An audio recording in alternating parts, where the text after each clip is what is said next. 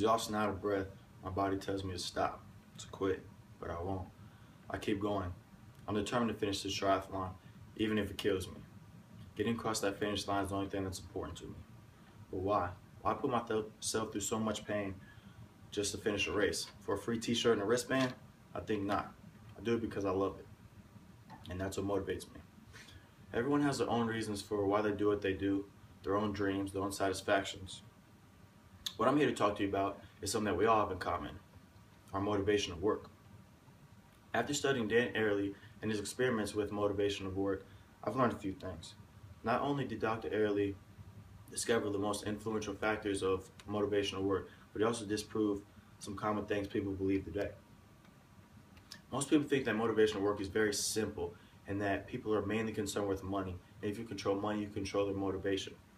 Even though money is positively correlated with it, it's not the number one factor. It doesn't explain why people perform such tasks as competing in triathlons without getting paid. So then how do we address this question? The second most common belief is for joy or happiness. But if joy or happiness was our only desire, we wouldn't put ourselves through freezing cold or exhaustion just to get there. It'd be much easier just to kick back, relax on the beach, enjoy some sunshine, and sip on a Corona, am I right? So then why go through the struggle just to do what some people think are crazy anyways? Turns out that's the journey that gives us that accomplished feeling. It's the process of getting through that difficult goal that gives us that rewarding feeling inside here. And getting to that end result and receiving our fruits of our labor is one of the most influential factors. The second most influential factor is goal setting.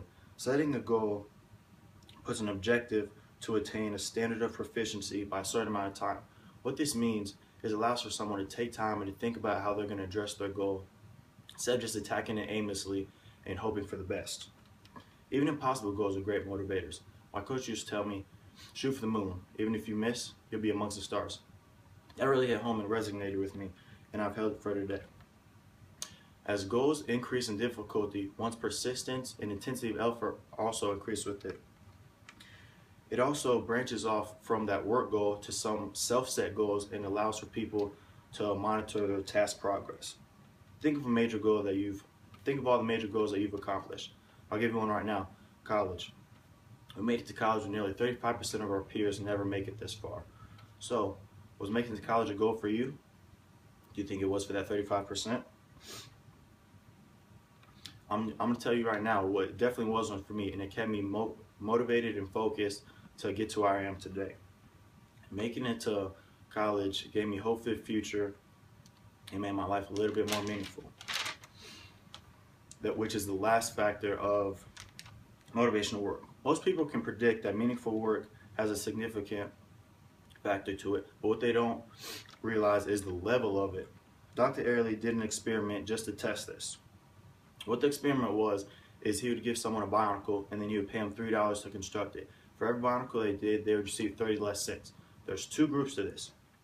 The first group would receive the bionicle, they would do it, they would give it back to the proctor, he would look at it, inspect it, and then put it on the table, give him a new one to do for 30 cents less.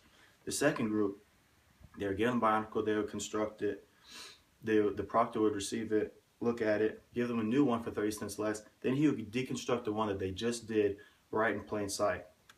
Results showed that the group A would build 11 before quitting and the group B only did 7 before quitting. What this shows is even if the task isn't significant or difficult, if it's not meaningful, people don't want to continue it. The simple fact that their work was deconstructed right in plain sight and then given back to them like it wasn't meaningful discouraged them from continuing the process. Stuff like this happens all over in the workplace, and people don't realize what significance it has on the workers.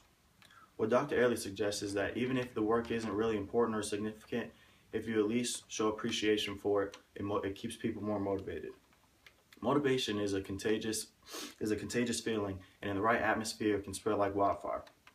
So remember, show some appreciation, set difficult goals, enjoy the journey, and make sure the work you're doing is meaningful. Dive headfirst into the world of opportunity. Pick your path and ride that bike on that bumpy road we call life. And sprint your way to the finish line right into the arms of success.